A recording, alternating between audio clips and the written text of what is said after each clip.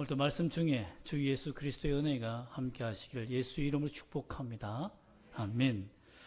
여러분은 늪에 빠졌을 때 어떻게 하면 그 늪에서 빨리 빠져나오는 길을 아십니까? 많은 사람들이 늪에 빠지면 허우적됩니다. 빨리 나오려고. 어떻게 하면 빨리 나올 수 있을까? 여기서 빠지면 죽는다라는 이 패닉에 빠지는 거죠. 공포에 빠지는 거죠. 그래서 이제는 내가 이곳에 죽는구나 생각 때문에 막 허우적되는 거예요. 그러면 신기하게도 늪은 허우적되면 될수록 빨리 빠집니다.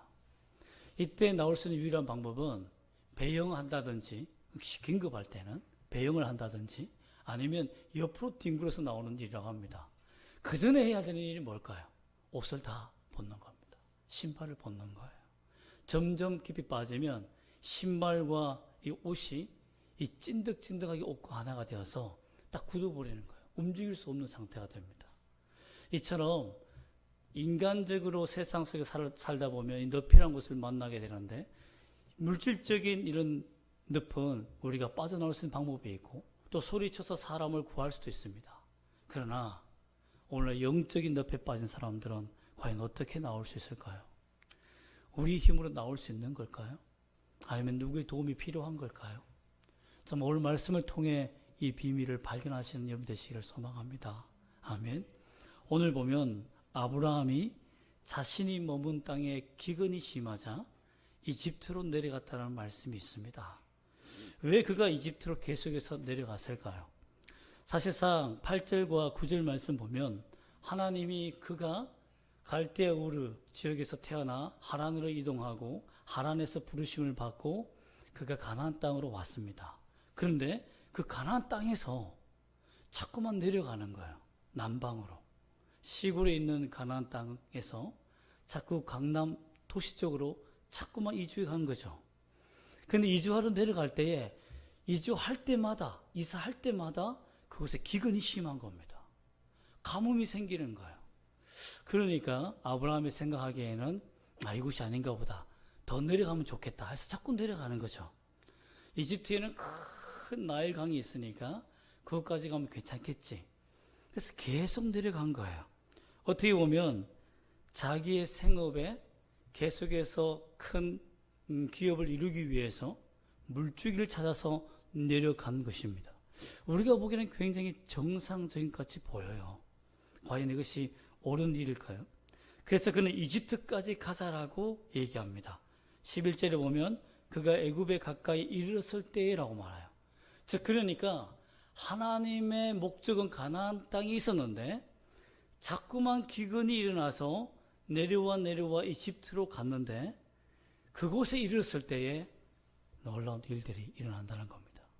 과연 가뭄이 왔을 때 가나안 땅을 버리고 이집트로 가는 것이 맞았을까요? 가나안 땅과 점점 멀어졌다는 것은 의미가 뭡니까? 하나님의 뜻과 점점 멀어진다는 거죠. 가나안 땅과 점점 멀어진다는 거예요. 제가 지난주 얘기했지만 가나안 땅에서 누가 태어납니까? 나중에 아브라함의 자손으로 예수 그리스도가 탄생합니다. 그런데 그 놀라운 역사를 인간이 방해하고 있는 거예요. 그런 치명적인 죄를 범하고 있는 겁니다. 물론 이집트 문명은 뛰어납니다. 그리고 그들의 관계 수로나 이런 모든 제도는 굉장히 뛰어나요. 그곳에서 사는 사람들은 행복하겠죠. 자기 기업이 잘 될 수 있습니다. 분명 인간이 어려울 때 선택해야 되는 부분이 자기가 잘 되는 곳, 자기를 도와줄 수 있는 곳으로 가는 것이 인지상정이겠죠. 그런데 과연 그것이 옳은 일이냐라는 것입니다. 교회 오다가 만약에 사고 나면 여러분 어떻게 하겠습니까? 교회 가지 말란 뜻인가 보다 라고 이렇게 생각합니까?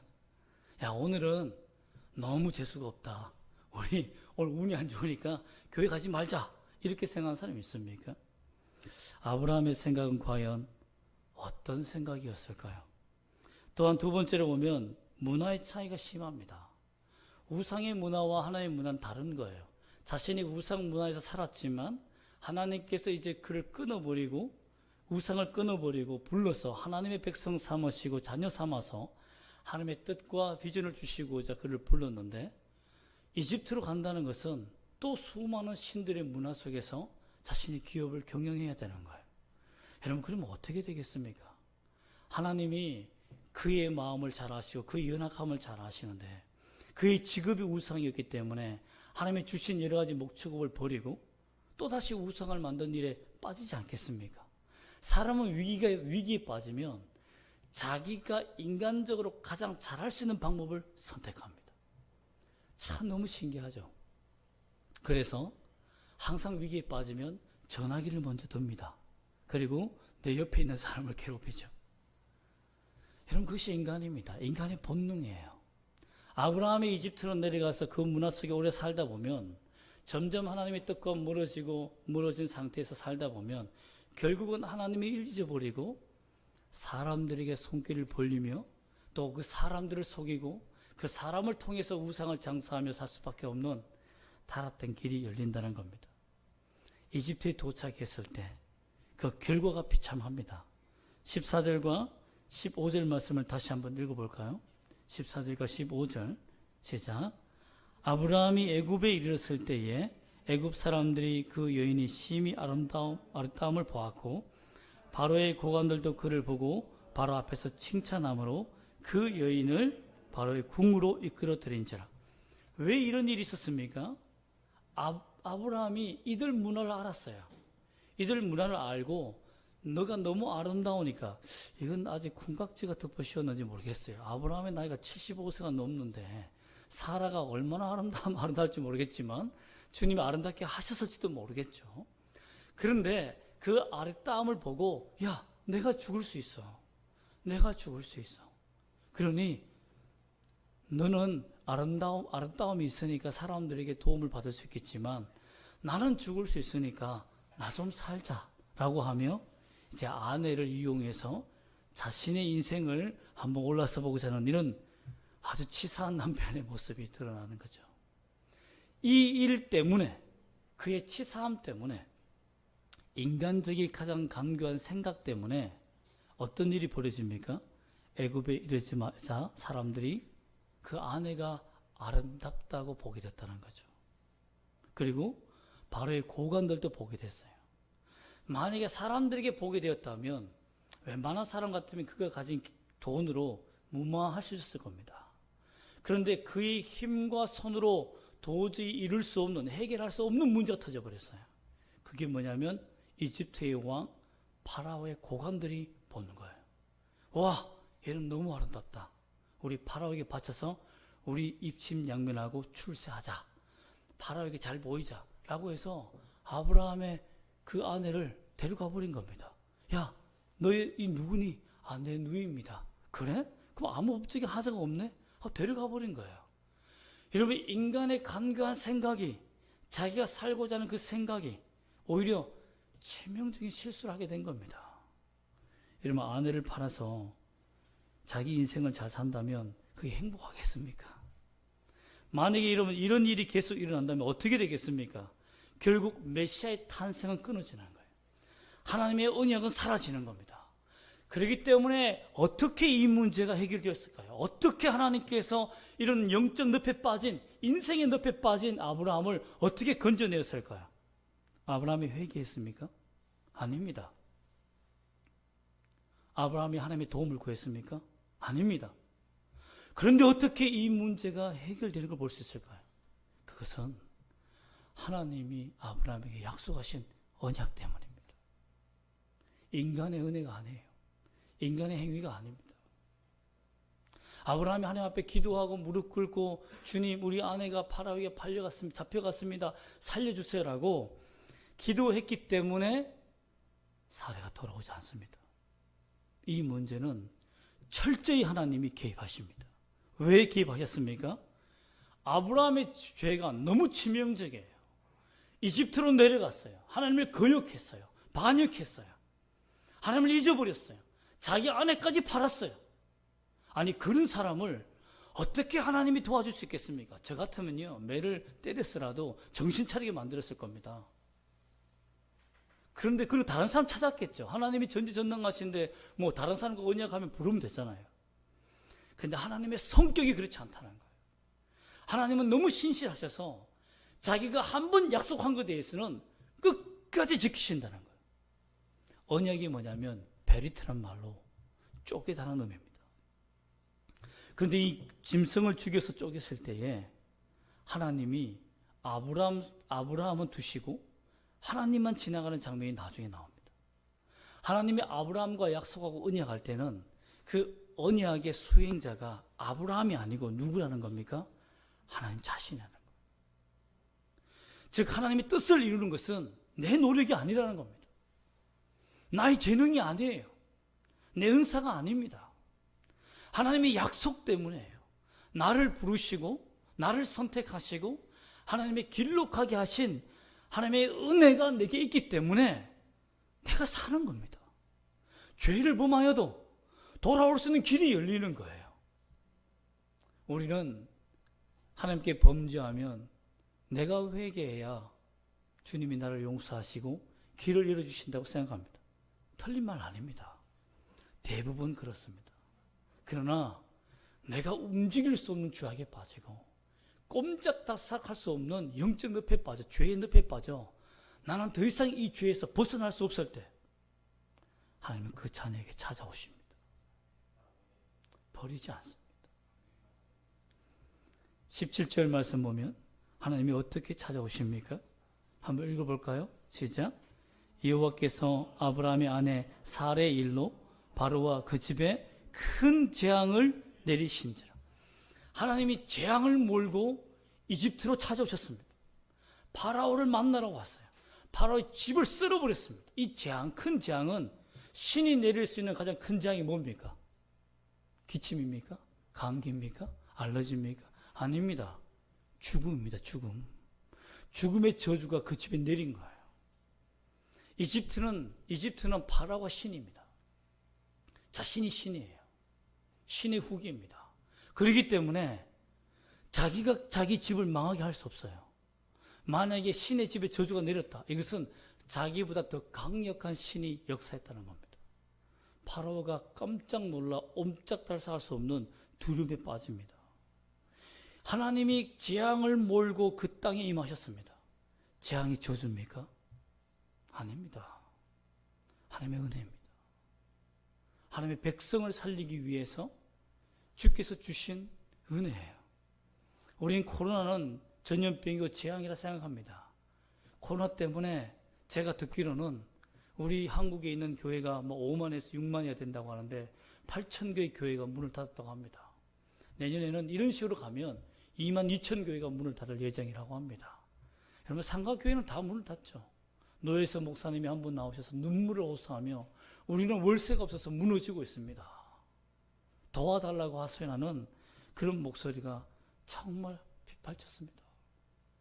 이렇게 위험한 이 코로나가 재앙일까요? 아닙니다.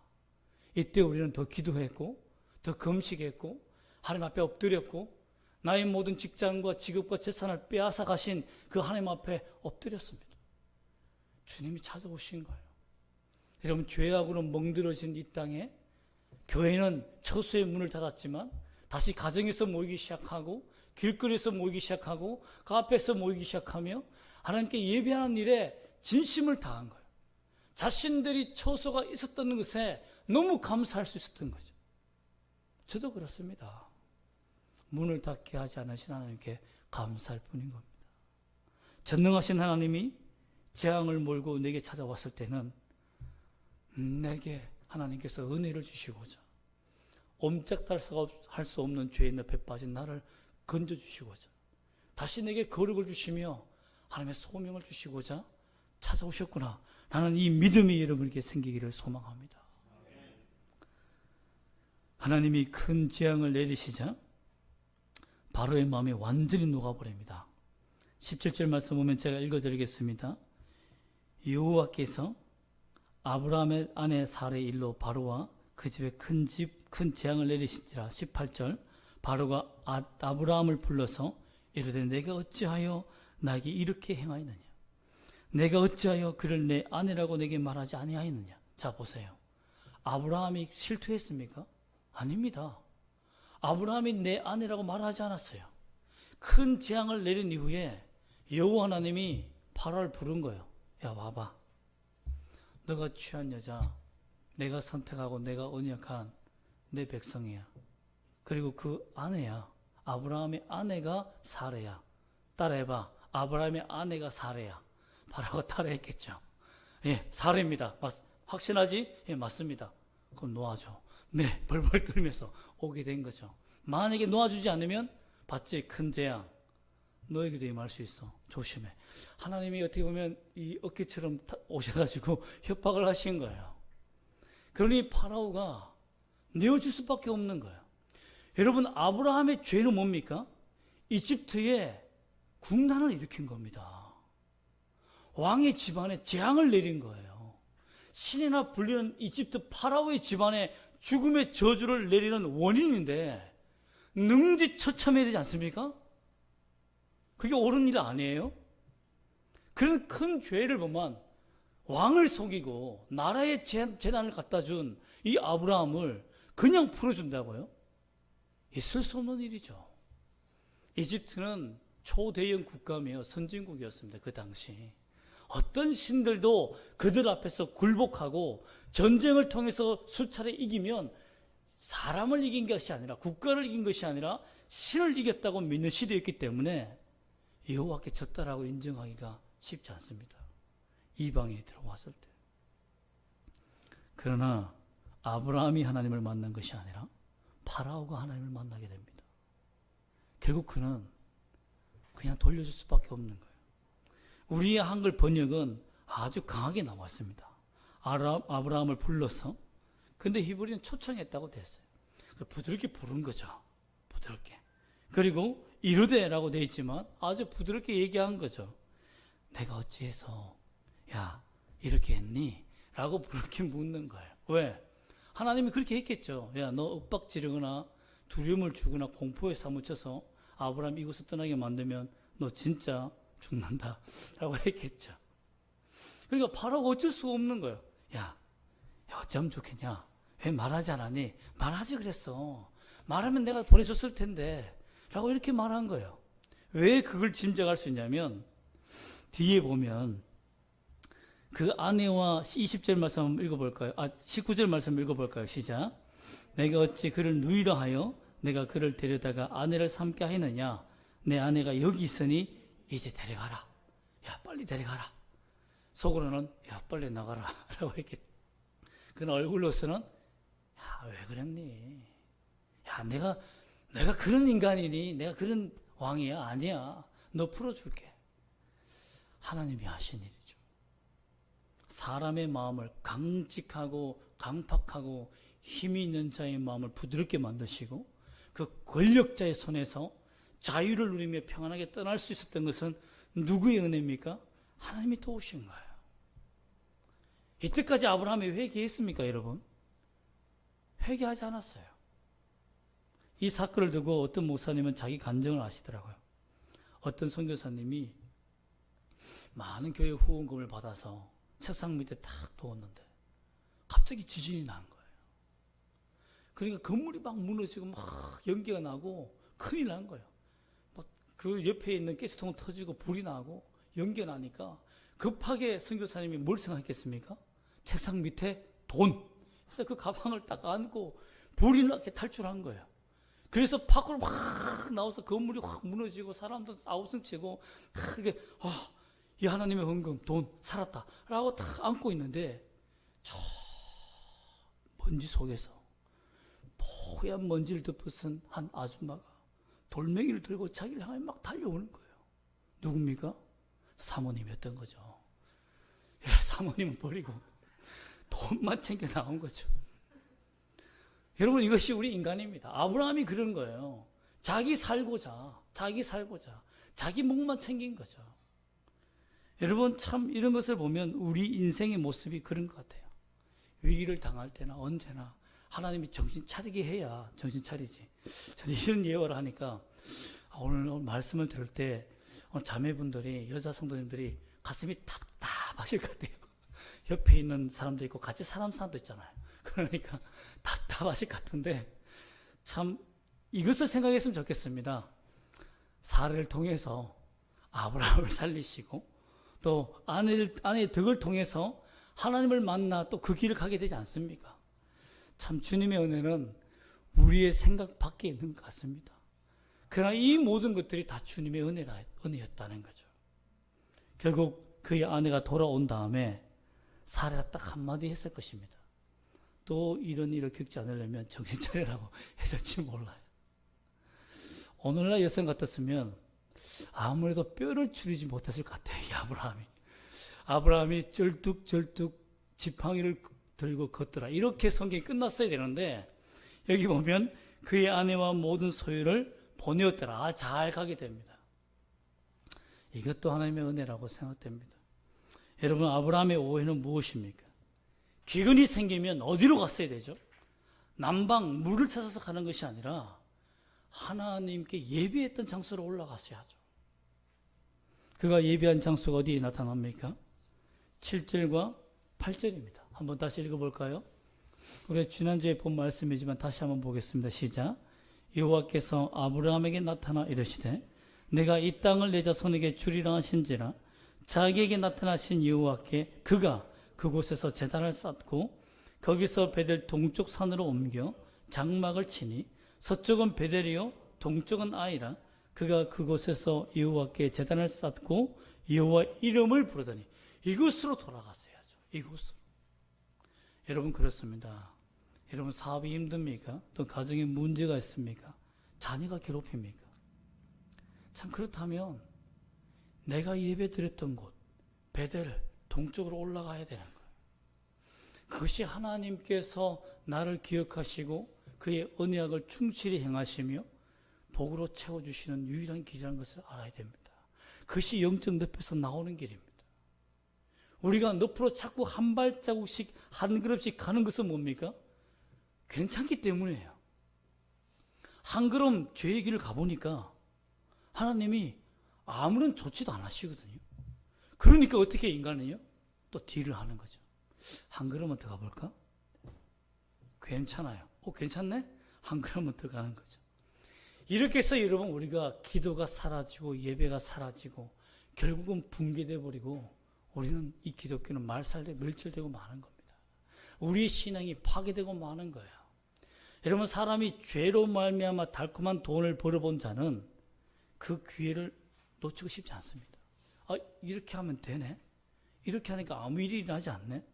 여러분 아무 일이 일어나지 않는 게 아니에요. 내가 자꾸 이 죄의 늪으로 걸어가고 있다는 것을 분명히 이해해야 하는 것입니다.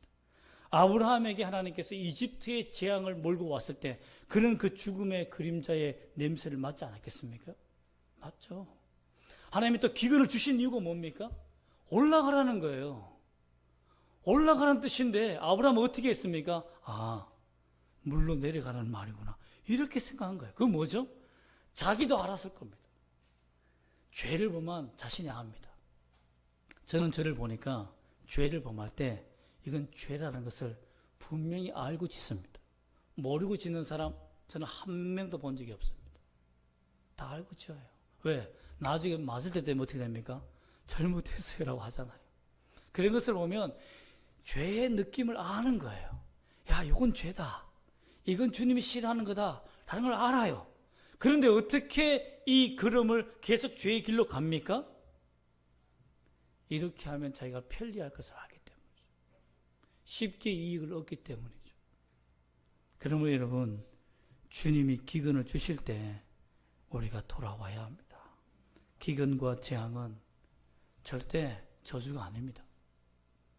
하나님께서 나를 사랑하시고 자신의 언약을 신실하게 충실히 지키기 위한 하나님의 강력한 의지입니다. 내가 너를 이 늪에서 건지고 가나안 땅으로 인도하여 내 사명을 이루고 내 아들 메시아를 그들에게 보내며 인류를 구원할 이 계획을 내가 반드시 이루겠다는 하나님의 강력한 의지예요. 그 의지 속에 우리가 사는 겁니다. 그 의지 속에 우리가 예수를 믿는 거예요. 그 의지 속에 오늘도 굶는 거예요. 그 의지 속에 오늘도 고난당하는 겁니다. 내 눈의 눈물은 주님이 닦아주십니다. 사람이 닦아주게 하면 안 됩니다. 여러분 그 길을 발견하시기를 소망합니다. 아브라함은 전적으로 하나님의 은혜로 아내를 다시 얻게 됩니다. 인간의 교묘하고 교활한 죄성을 주님이 아시고 끊임없이 범죄하는 아브라함을 아시지만 주님이 그에게 찾아온 것이 복이 아닙니까? 이것이 복입니다. 여러분 따라합시다. 구원은 밧줄과 같습니다. 늪에 빠진 사람을 구하는 유일한 길은 내가 뛰어드는 게 아니에요. 나도 같이 빠져 죽는 거죠. 여러분 늪에 빠졌을 때 어떻게 같이 빠지면 어떡합니까? 나중에 나도 본성이 생겨서 그 사람 밟고 올랐습니다. 물에 빠졌을 때 물에 빠진 사람 근처 보려고 해보십시오. 처음에는 물에 빠진 사람이 나를 위에 올라서고 해요. 그 나중에 내가 밑에 죽겠거든 그 사람을 밟고 올랐습니다. 내가 숨 쉬고자. 그게 인간입니다. 그때 유일한 길은 뭡니까? 밧줄을 던져 주어서 그 사람을 건져내는 거예요. 하나님께서 죄악에 빠진 우리를 건져낸 방법은 또 다릅니다. 예수란 밧줄을 던져주셨지만 그 예수님은 늪으로 오신 거예요. 죄악 중에 오신 겁니다. 우리의 방법은 밧줄만 잡는 건데 주님의 방법은 밧줄 대신 주님을 아예 통째로 밀어넣으신 겁니다. 그리고 우리를 늪에서 몰아내신 거예요. 밧줄을 잡고 온 것이 아니라 우리는 주님이 주님의 머리를 밟고 그 늪에서 뛰어서 점프해서 늪에서 빠져나가도록 만드시게 하신 분이 누굽니까? 예수 그리스도입니다. 하나님의 구원은 이렇게 시작되었습니다. 그러므로 주님은 한량없는 사랑으로 우리와 함께 하신 것이죠. 여러분 뒤바뀐 살인자라는 유명한 뉴스가 있었습니다. 미국 텍사스에서 있었던 일인데요. 쌍둥이 형제가 텍사스로 이민 와서 열심히 살았습니다. 그런데 이민 와서 살다 보니 뭐 여러 가지 신분 문제도 그렇지만 참 어렵지 않습니까? 그리고 흑형들이 만만치 않습니다. 과거에 우리 흑인 형들이 굉장히 거칠잖아요. 거칠고 있기 때문에 총을 쏘지 않고서는 도저히 살 수가 없는 거예요. 제가 펜실베니아에서 필라 근처에 있는 그쪽에서 사역을 할 때에도 참 목사님 따라 신방을 갔는데요. 두께가 이만큼 두꺼운 정말 이 플라스틱 방탄 유리에 총을 들고 다니더라고요. 그리고 그 성도는 내가 저격수입니다라고 자랑할 만큼 이렇게 얘기하더라고요. 그 텍사스도 마찬가지겠죠. 그렇게 어렵고 힘든 와중 속에서 살았는데 한 번은 흑형들이 찾아와서 협박하게 된 거예요. 그 계기가 뭐냐면 형이 몸이 아파서 늘 같이 이렇게 퇴근을 했는데 너무 아프니까 내가 마무리할게 그냥 들어가라고 했는데 그걸 다 지켜보고 있었던 거예요. 그래서 혼자밖에 없다는 것을 알고 찾아온 거죠. 동생은 너무 겁이 많고 소심한 사람이어서 오자마자 총을 들고 벌벌 떨면서 협박을 한 거예요. 나가라고. 근데 자칫 잘못해서 그 중에 한 사람을 심장을 겨냥해서 쏴 죽여버리고 만 거죠. 다른 흑형들은 다 도망갔겠죠. 그러나 이 사람은 너무 당황해서 그 사람을 확 깨우고 심장을 누르고 온몸이 피범벅이 되고 그 두려움 속에 있었던 거예요. 그런데 너무 두려우니까 그 총을 들고 피 묻은 채로 어디로 갔습니까? 집으로 뛰어간 거예요. 형 하고 막 쫓아간 거예요. 그러니 형이 달려오는 동생을 딱 보니까 이거 보통 일이 아니거든. 미국을 보면 침대 밑에 프레임이라는 게 있는데요. 프레임이 굉장히 높아요. 그 침대 자다가 떨어져서 목뼈가 다친 사람도 봤습니다. 그만큼 높아요. 그 프레임 밑에 동생을 밀어넣습니다. 동생은 그 실성한 상태로 벌벌 떠면서 두려워서 침대 속에 있었던 거죠. 그런데 이 형이 그 총에 있는 피를 다 자기 몸에 다 묻힙니다. 그리고 총을 잡고 정말 눈을 강하게 무섭게 부르뜨면서 있는 거죠. 왜? 경찰 소리가 들리니까. 자기 집으로 금방 쫓아오죠. 결국 그 자리에서 현장에서 형이 체포됩니다. 그 이후의 일은 기사에 나오지 않았습니다. 제가 그 기사를 보고 참 가슴이 아팠습니다. 쌍둥이 형이니까.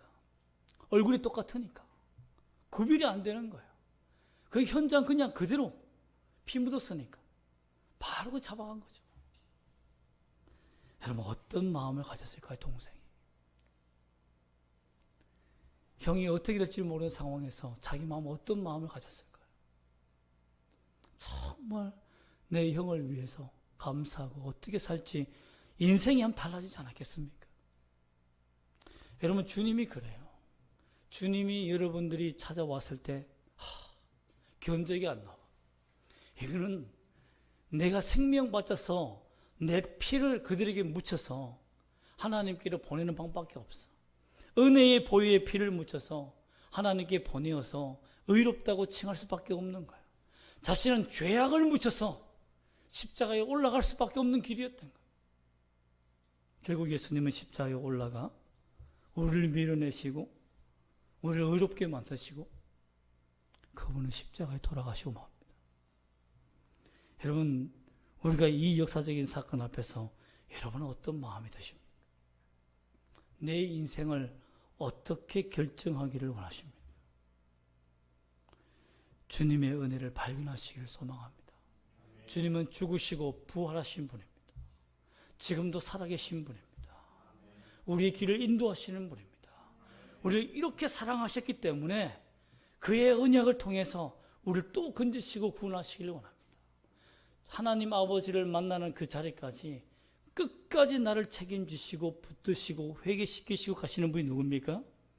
우리 예수 그리스도십니다. 이런 은혜 안에서 살아가시기를 주님의 이름으로 축복합니다. 아멘. 기도하겠습니다.